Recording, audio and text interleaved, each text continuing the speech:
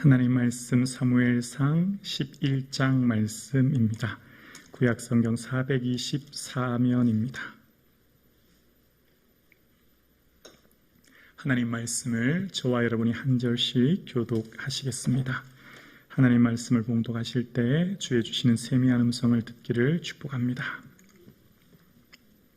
구약성경 424면 사무엘상 11장 1절에서 마지막 15절까지를 저와 여러분이 한 절씩 교독하시겠습니다.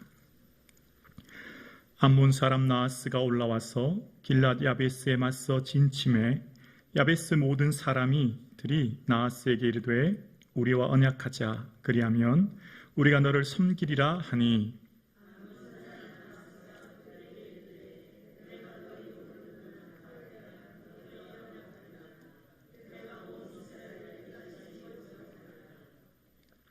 야베스 장로들이 그에게 이르되 우리에게 이레 동안 말미를 주어 우리가 이스라엘 온 지역의 전령들을 보내게 하라. 만일 우리를 구원할 자가 없으면 내가 나아가리라 하니라.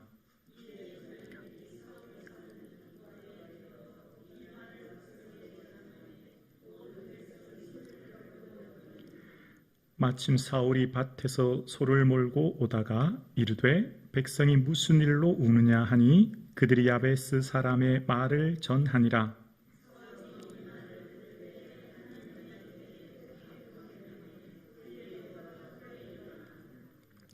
한 겨리의 소를 잡아 각을 뜨고 전령들의 손으로 그것을 이스라엘 모든 지역에 두루 보내어 이르되 누구든지 나와서 사울과 사무엘을 따르지 아니하면 그의 소들도 이와 같이 하리라 하였더니 여호와의 두려움이 백성에게 임함에 그들이 한 사람같이 나온지라.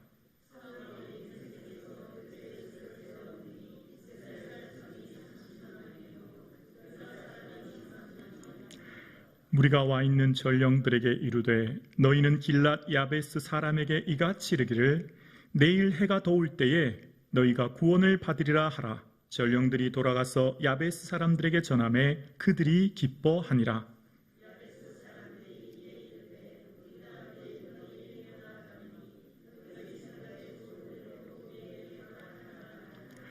이튿날 사울이 백성을 3대로 나누고 새벽에 적진 한 가운데로 들어가서 날이 더울 때까지 안 본 사람들을 치매 남은 자가 다 흩어져서 둘도 함께한 자가 없었더라.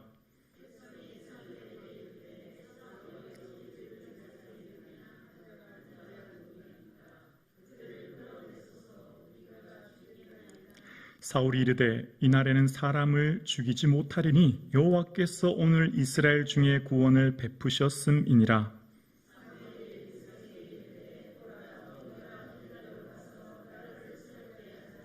함께요 모든 백성이 길갈로 가서 거기서 여호와 앞에서 사울을 왕으로 삼고 길갈에서 여호와 앞에 화목제를 드리고 사울과 이스라엘 모든 사람이 거기서 크게 기뻐하니라. 아멘. 하나님 우리 아버지와 주 예수 그리스도로부터 은혜와 평강이 오늘 함께 예배드리시는 사랑하는 성도님들과 자녀들에게 충만하기를 주의 이름으로 축복합니다. 아멘. 여러분 해발 몇 미터라고 할 때 그 해발이 어디서부터 시작되는지 아십니까? 한라산 1947m, 해발 1947m라고 할 때 그 해발은 해수면 위치부터 1947m라는 것이죠. 그러니까 해수면이 기준점이 되는 것입니다. 땅이 아니라 바다의 면적으로부터 한라산 높이가 1947m다. 그렇게 이야기하는 거죠. 그러니까 해발이라고 하는 것은 곧 그 기준점이 해수면이 되는 것입니다. 성도의 기준점, 성도의 시작은 은혜입니다. 은혜를 다른 말로 하면 0%, 나는 아무것도 아닙니다라는 뜻입니다. 내 모든 소유가 주의 것입니다라는 뜻이죠. 생명, 재물, 자녀, 모든 것들의 소유가 주의 것입니다라는 뜻입니다. 또한 나는 하나님의 청지기입니다라는 뜻입니다. 하나님께서 주신 생명과 시간과 물질과 삶을 이 땅 100년 동안 잘 임대해서 쓰고 난 후 하나님 앞에 나의 삶을, 이야기를 고백하는 삶, 바로 청지기의 삶이지요. 그래서 언제나 나의 삶은 나는 아무것도 아닙니다, 나는 0%입니다 라고 하는 고백이 매 순간마다 있어지고, 그런 삶을 사는 저와 여러분 되기를 주님의 이름으로 축복합니다.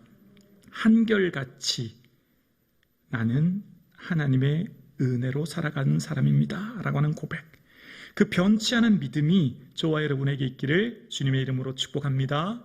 오늘 본문은 사울왕이 전쟁으로 인하여 승리하고 그 사울왕을 세우신 하나님에 대한 이야기로 시작되어지는데요. 먼저 1절에 보면 암몬 사람 나하스가 공격해 옵니다. 1절입니다. 암몬 사람 나하스가 올라와서 길랏 야베스에 맞서 진침해 야베스 모든 사람들이 나하스에게 이르되 우리와 언약하자, 그리하면 우리가 너를 섬기리라 하니.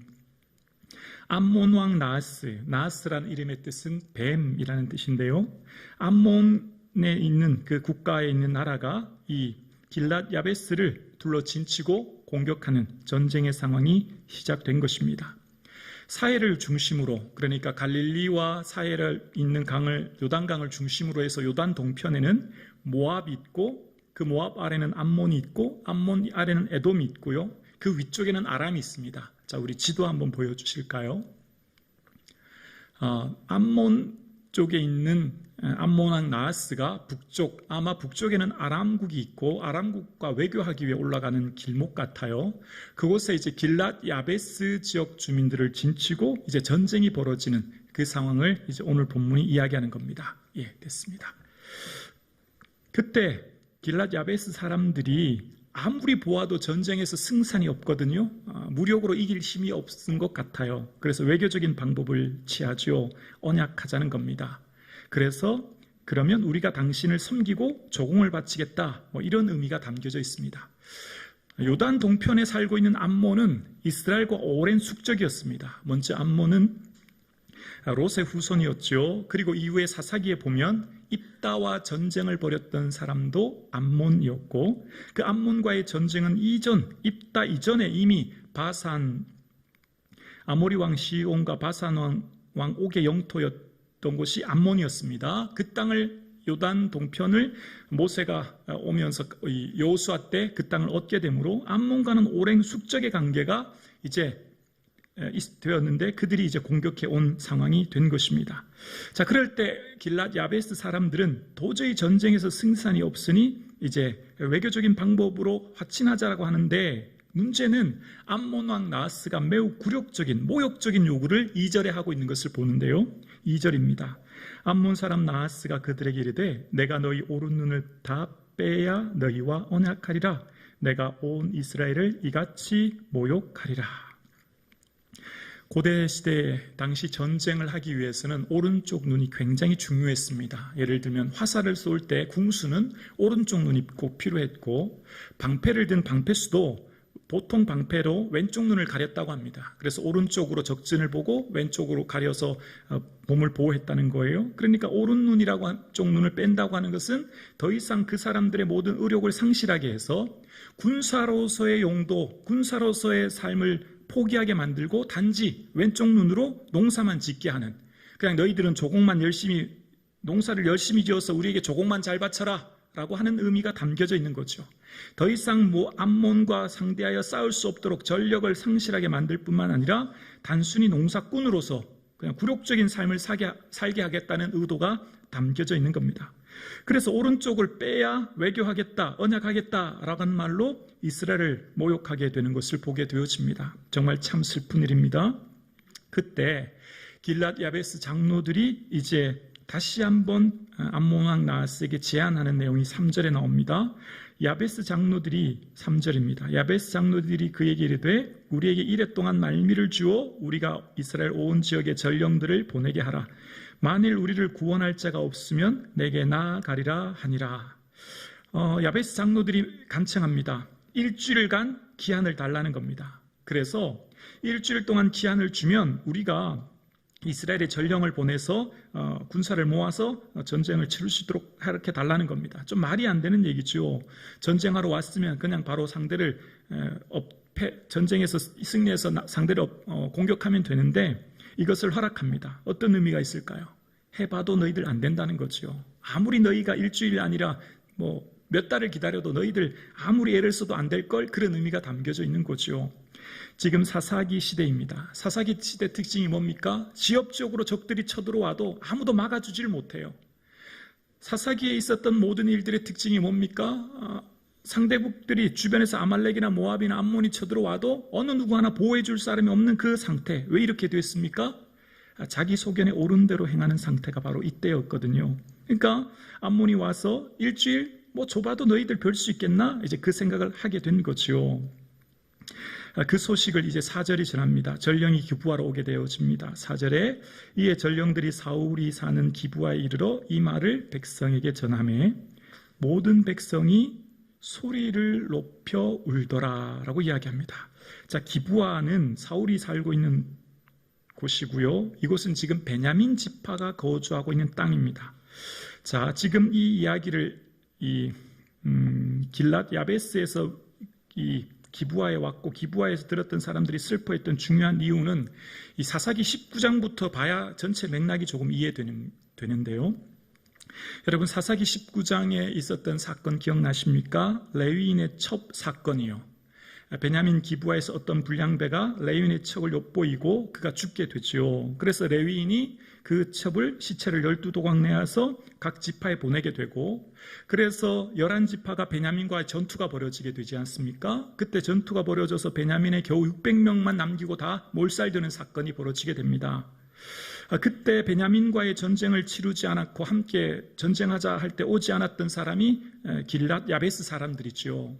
그래서 그 길랏 야베스 사람들과 이 베냐민 지파의 사람들과 결혼하게 합니다. 처녀들과.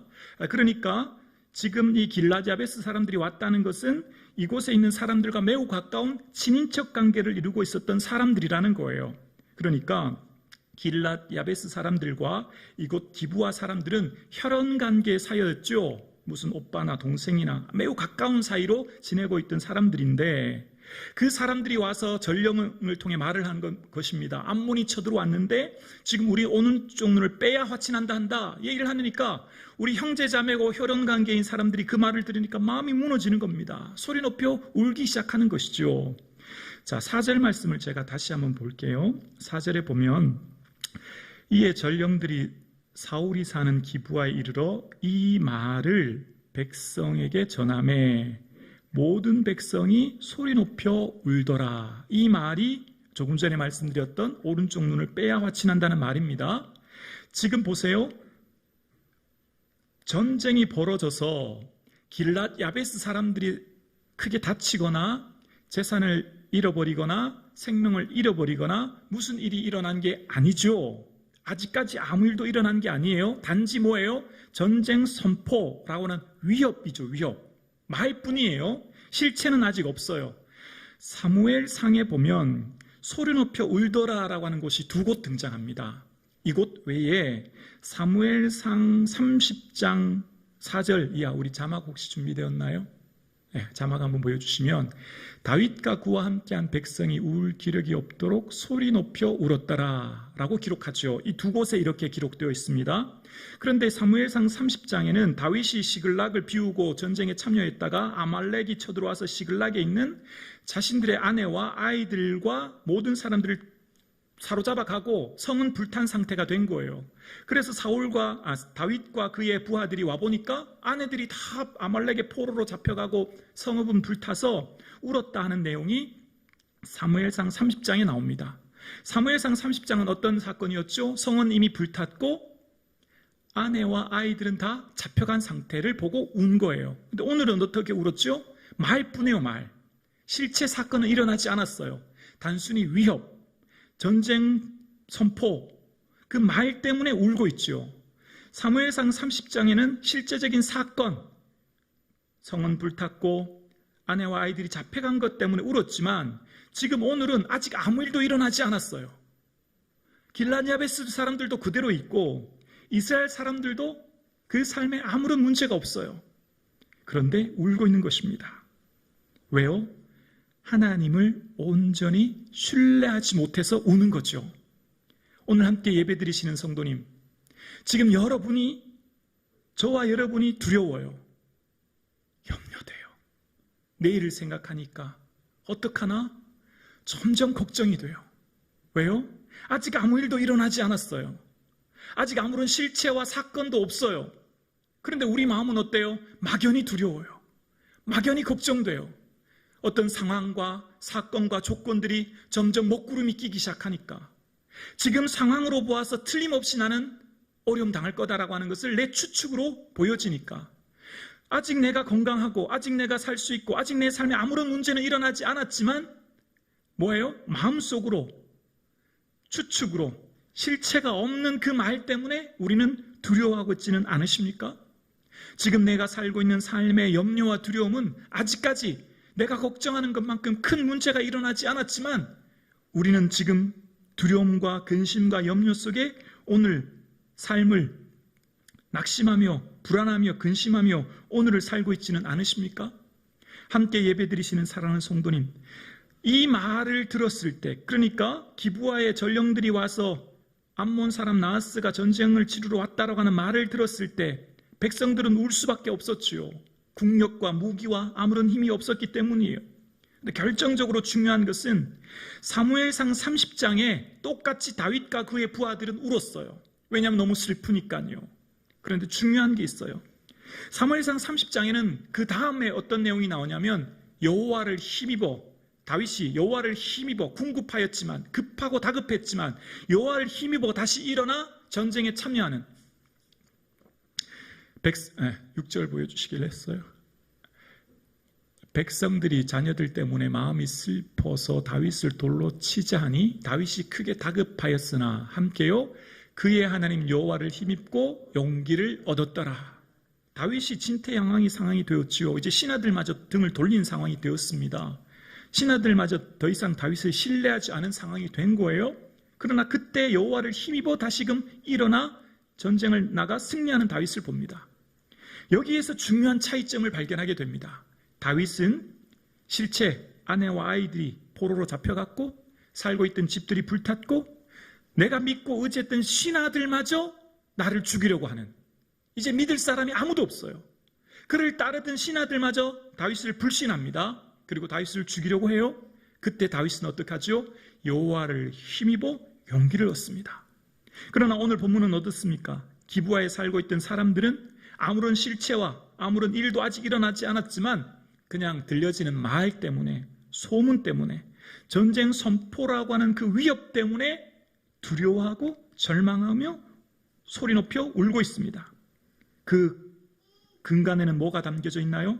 하나님을 온전히 신뢰하지 못한 모습이 담겨져 있지요. 그때입니다. 5절입니다. 마침 사울이 밭에서 소를 몰고 오다가 이르되 백성이 무슨 말로 우느냐 하니 그들이 야베스 사람의 말을 전하니라 라고 이야기합니다. 사울이 왕으로 추대되었지만 왕으로서의 해야 될 역할을 아직 잘 모르고 있습니다. 그냥 농사꾼처럼 농사만 짓고 있는 사울왕, 아직까지 왕으로서의 정확한 위치, 역할을 모르고 있는 그때 사울이 밭에서 소를 몰고 오다 백성들의 말을 듣게 되어집니다. 자, 그때 상황 이후에 6절 하나님의 영에 감동됩니다. 6절입니다. 사울이 이 말을 들을 때에 하나님의 영에게 크게 감동되매 그의 노가 크게 일어나. 사울은 원래 화를 잘 내는 왕이 아닙니다. 사람이 아닙니다. 아시죠? 지난 시간 앞장에서 모든 사람이 사울을 왕으로 추대하고 예물을 드릴 때 어떤 불량배는 저 사람이 어떻게 우리를 구원하겠느냐 하고 비난하지요. 재물도 안 드려요. 사울은 어떻게 해요? 잠잠합니다. 원래 본성이 그렇게 막 화를 내고 그런 사람이 아니었다는 걸 알게 되어요. 근데 오늘은 어떻게 해요? 크게 화가 납니다. 크게 노를 바랍니다. 어떻게 해서요? 하나님의 영에 감동되었다라고 이야기하고 있는 것을 보게 되었습니다. 여기서 중요한 것 하나가 이야기되어지죠. 분노인가 의분인가를 잘 가려야 된다는 거죠. 개인의 모욕인가 하나님의 모욕인가 라고 하는 기준입니다. 화를 낸다고 다 나쁜 게 아닌 거예요. 화가 무조건 다 잘못된 게 아니라는 거죠. 지금 사울이 이 노가 일어난 것은 하나님의 영, 하나님의 영에 의해 잡혀서 노가 일어나게 되었다는 거예요. 그 근간은 뭡니까?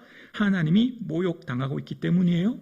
하나님의 이름이 훼손당하고 있기 때문이에요. 그러니까 지금 일어나고 있는 이 노는 정당한 노인 거죠. 고린도후서 7장 10절에 보면 하나님 뜻대로 하는 근심은 후회할 것이 없는 구원에 이르게 하는 회개를 이루는 것이요 라고 하고, 보라 하나님의 뜻대로 하는 이 근심은 이라고 하면서 얼마나 분하게 하며 라고 이야기합니다. 하나님의 뜻대로 하는 근심은요, 우리를 분하게 해요. 왜요? 왜 분하게 하죠? 내 미래를 보니까, 내가 하나님 앞에 설 때를 바라보니까, 내가 이렇게 살다가는 큰일 나겠다, 내 스스로가 분이 일어나는 거예요. 여러분, 우리가 지금 살아가면서 내 자신을 보며 분노가 일어나야 합니다. 왜요? 내가 이렇게 살면 안 되는데, 내가 곧 하나님 앞에 서게 되는데, 내가 지금 무엇 때문에 정신이 팔려 있지? 내가 무엇 때문에 내 인생을 낭비하고 있지? 내가 무엇 때문에 속상해하지? 내가 왜 신앙의 걸림돌이로 넘어지고 있지? 나 자신을 살피면서 분이 일어나야 돼요. 이제 곧 내가 하나님 앞에 서게 되면 하나님 앞에서의 내 삶을 돌아보면서 얼마나 분하게 하며, 하나님 뜻대로 하는 근심은 나를 분하게 해요. 내가 어떻게 이렇게 살 수 있느냐? 내 자신이 통탄하게 하는 것이죠. 하나님의 뜻대로 하는 근심은 성령께서 우리를 돌아보게 하시고, 우리의 마음을 돌이키게 하시고, 하나님 앞에 회개하게 하시고, 가슴을 찢게 하는 것입니다. 성령님께서는 우리를 감동하게 하사 의분이 일어나게 하는 거예요. 어떻게 해요? 나 자신을 보면서 내가 정말 하나님 앞에 이렇게 살아서는 안 되는데 라고 하는 브레이크 역할을 하는 거죠. 우리의 삶을 절제하게 하는 힘을 얻게 되는 것이죠. 그래서 지금 하나님의 영에 의해 감동된 사울은 크게 노가 일어납니다. 그래서 사울이 결단하지요. 7절입니다. 한 결의의 소를, 한 결이 두 마리라는 거지요. 잡아 각을 뜨고 전령들의 손으로 그것을 이스라엘 모든 지역에 두루 보내어 이르되, 누구든지 나와서 사울과 사무엘을 따르지 아니하면 그의 소들도 이와 같이 하리라 하였더니, 여호와의 두려움이 백성에게 임하매 그들이 한 사람같이 나온지라. 사울이 자신이 몰고 있던 소를 각을 떠서 온 지파에게 보내게 되어집니다. 그리고 이야기하죠. 함께 따르지 않으면 이 소처럼 되리라 말할 때, 하나님의 두려움이 그들에게 임하여 한 사람처럼 모두 함께했다, 일사불란하게 움직였다라고 이야기합니다. 고린도후서 7장 10절에 말씀드렸던 하나님의 뜻대로 하는 근심의 11절에 보면 얼마나 두렵게 하며 라는 말씀이 나옵니다. 하나님 말씀은 우리를 두렵게 합니다. 왜요? 지옥을 바라보면 두렵게 합니다. 하나님 앞에서의 심판대 앞을 바라보면 두렵게 합니다. 하나님 앞에서 곧 나의 삶을 보고 드릴 날을 바라보며 두렵게 하는 것이지요. 경외는 무엇입니까? 사랑과 두려움이 합친 말 아닙니까? 하나님에 대한 두려움이 있어야 합니다. 하나님에 대한 두려움. 매 순간을 살지만 하나님은 친구요 아버지지만 동시에 심판자이십니다. 하나님 앞에 나의 삶을 직고할 날이 반드시 옵니다. 내 모든 것을 아랠 날이 와요. 그래서 두려움으로 살아야 합니다. 주어진 시간을 두려움으로 내 삶을 살피며 옷깃을 여미며 하나님 앞에 설 그날을 바라보며 두려움으로 살아야 되는 거지요. 그때 백성들이 온 숫자가 나옵니다. 8절입니다. 사울이 베세게에서 그들의 수를 세어보니 이스라엘 자손이 30만 명이요 유다 사람이 3만 명이더라. 9절이요. 무리가 와 있는 전령들에게 이르되, 너희는 길랏 야베스 사람에게 이같이 이르기를, 내일 해가 더울 때에 너희가 구원을 받으리라 하라. 전령들이 돌아가서 야베스 사람들에게 전하매 그들이 기뻐하니라. 이스라엘 33만, 유다 3만 합치면 36만이지요. 출애굽기의 장정의 숫자가 60만이니까 아마 어린아이와 노령의 숫자를 빼고 나면 거의 많은 대부분의 사람이 전쟁에 참여하러 왔던 것을 보게 되어집니다. 그리고 오늘 9절의 마지막에 보면 그들이 기뻐했다라는 것입니다. 그들은 아직 전쟁이 치루어서 승리한 것도 아니고, 그들이 조금 전에 4절에 울었다라는 말 기억나십니까? 4절에 왜 울었습니까? 사람들의 말 듣고. 9절에 왜 기뻐합니까? 동시에 사람들의 말 듣고 기뻐하는 거예요.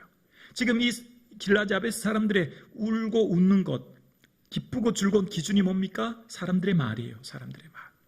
우리 인생의 문제가 여기 있지 않습니까? 사람들의 말에 울기도 하고 사람들의 말에 웃기도 해요. 우리가 이렇게 연약한 존재인 것이죠.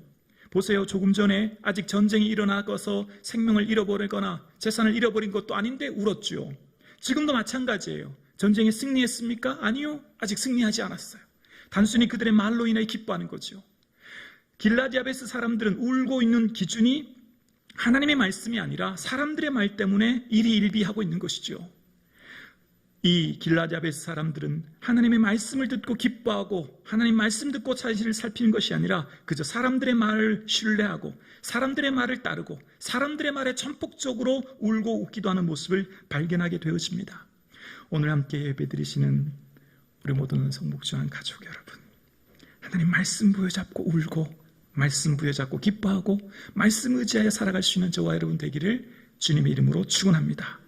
누가 여러분에게 무슨 말을 하든, 누가 여러분에게 어떤 이야기를 하든, 누가 여러분의 상처를 주고 고통스럽게 하고 힘들게 하든 주님만 바라보고 할렐루야, 잠잠히 주만 의지하고 속상하고 힘들고 마음 아프지만 그저 주님만을 바라보는 저와 여러분 되기를 주의 이름으로 축원합니다.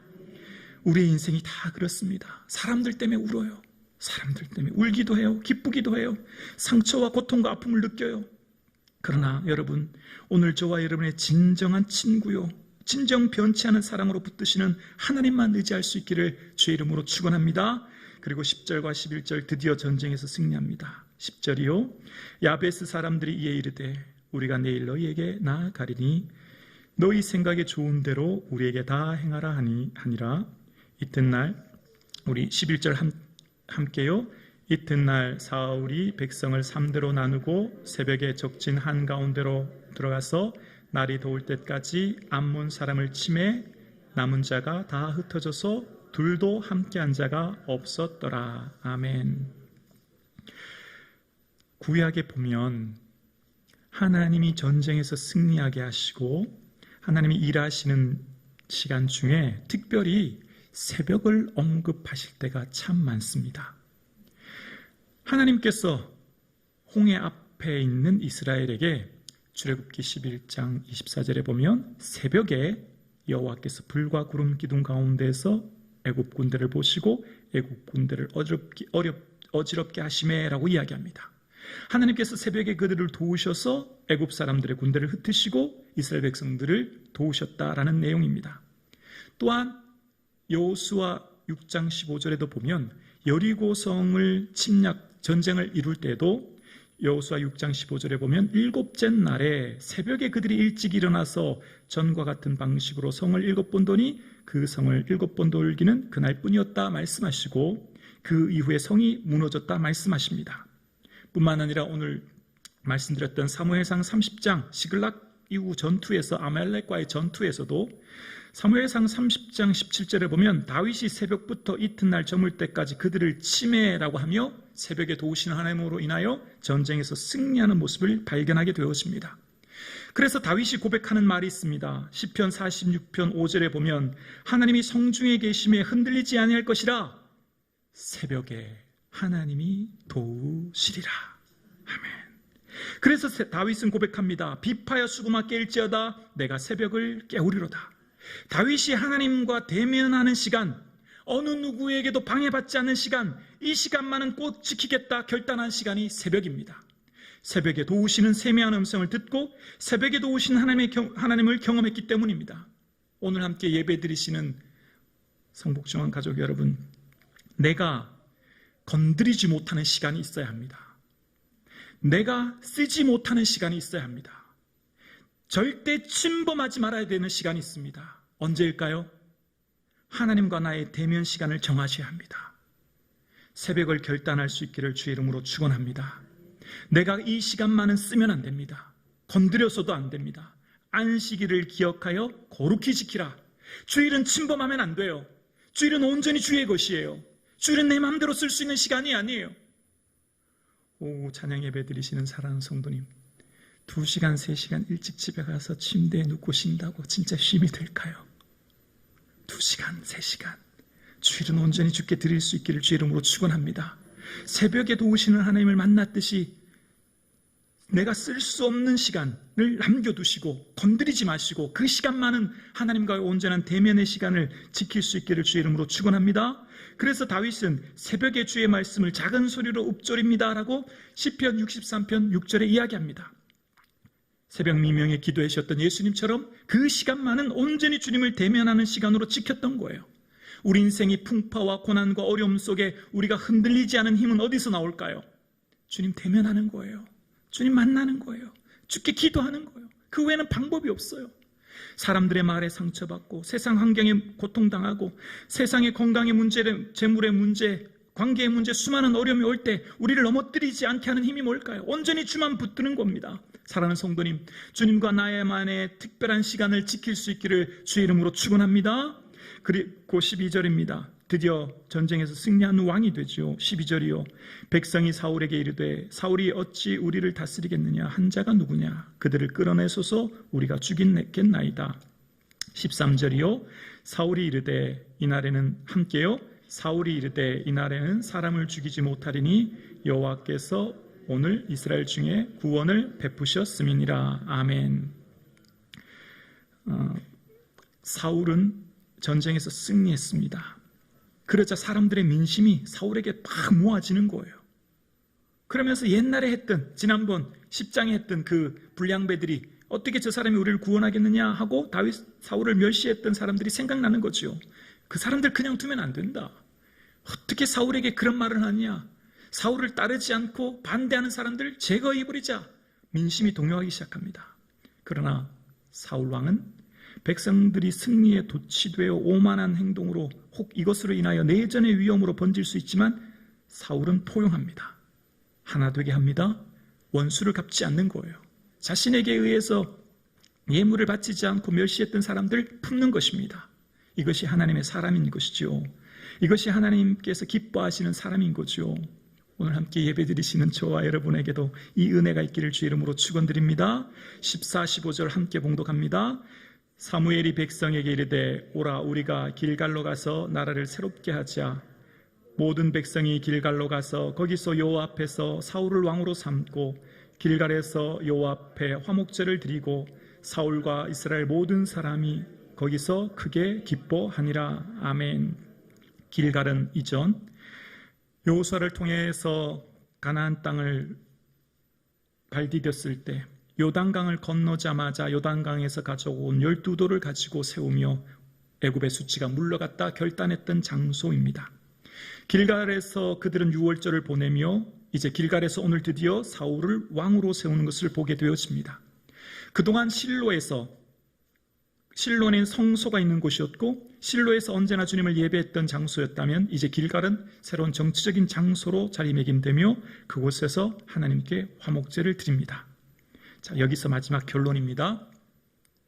사울의 멋진 모습 얼마나 대단합니까? 포용하고 용서하고 사랑하고 하나님의 이름에 대한 의분이 일어나 전쟁을 치러 승리하는 사울. 그러나 사울의 모습은 여기까지입니다. 처음이자 마지막입니다. 포용하는 포용력과 인내도 오늘이 처음이자 마지막이며 하나님을 위한 전쟁도 오늘이 처음이자 마지막입니다. 내가 제로이고 내가 아무것도 아니고 나는 쓸모없는 자고 나는 원래 아무것도 아닌 자라고 하는 그 마음이 변치 않아야 될 사울. 그러나 이후에 사울 왕의 모습은 변질되어지죠. 오늘 함께 예배드리시는 사랑하는 성도님, 사울 왕이 왜 변했을까요? 왕이 되어보니 내가 다 가졌거든요. 왕이 되어보니 이제 나는 못할 것이 없거든요. 자신을 0%라고 생각했을 때는 겸손하고 낮아지고 포용하고 인내했던 사울이 왕이 되어 천하를 통치하고 호령하고 모든 것을 누렸다고 생각하니 이제 변한 겁니다. 사람들이 다윗에게 천천만만이라고 하니 견딜 수 없는 거예요. 분노가 일어나는 거예요. 그래서 사울 왕의 포용력과 인내는 오늘 처음이자 마지막이며 사울 왕이 하나님을 향한 전쟁은 오늘이 처음이자 마지막입니다. 이후 사울 왕은 하나님의 이름이 아닌 자기의 영광을 위해 전쟁을 치르는 왕으로 변질되어집니다. 그 핵심에는 뭐가 있을까요? 나는 아무것도 아닙니다. 나는 0%입니다. 내 생명도 재산도 왕권도 모든 것도 주의 것입니다라고 하는 그 마음이 사라졌기 때문이에요. 내 것이다. 모든 소유가 내 것이야 라고 생각하는 순간 변질되어지는 것이죠. 오늘 함께 예배드리시는 사랑하는 성도님, 다 주의 것입니다. 내 것은 없어요. 내 것이라고 생각하는 순간 변질되는 거예요. 그러는 순간 포용하지 못하죠. 그러는 순간 그 삶의 인생을 허비하게 되는 것이죠. 여러분, 청지기 의식이 없으면 어떻게 될까요? 월권하게 됩니다. 월권. 어떻게 월권할까요? 내일을 월권하죠. 여러분, 내일 일을 자랑하지 말라. 하루 동안 무슨 일이 일어나는지 내가 알 수 없다라고 하는 잠언 27장 말씀처럼 내일은 내 것이 아니지 않습니까? 근데 자꾸 내일을 걱정해요. 염려해요. 월권하는 거죠. 제가 그렇습니다. 제가. 야고보서 4장 14절에 보면 내일 일을 너희가 알지 못하는도다. 우리는 내일 일을 알지 못한대요. 왜요? 너희 생명이 무엇이냐? 너희는 잠깐 보여지다 없어지는 안개라는 거예요. 안개는 후 하는 입김이란 뜻이죠. 오늘도 어떻게 될지 알지도 못하는데 내일 일을 알지도 못하는 우리가 내일을 염려하며 살아요. 내일을 걱정하며 살아요. 월권이죠. 하나님의 월권이에요. 내일은 내게 아니죠. 그러므로 내일 일을 위하여 염려하지 말라. 내일 일은 내일 염려할 것이요 한날의 괴로움은 그날의 족하니라. 저 얘기예요. 저 얘기. 사랑하는 성도님, 저처럼 염려하며 걱정하지 마시고 주님께 맡길 수 있기를 주의 이름으로 축원합니다. 오늘만이 내 날이에요. 지금만이 주께서 내게 허락하신 날이에요. 내일 어떻게 되지? 내일 어떡하나? 아니요. 월권입니다. 하나님이 허락하신 날은 지금이요. 하나님의 모든 소유권이기에 나는 청직일 뿐인 것입니다. 사울왕은 월권했지요.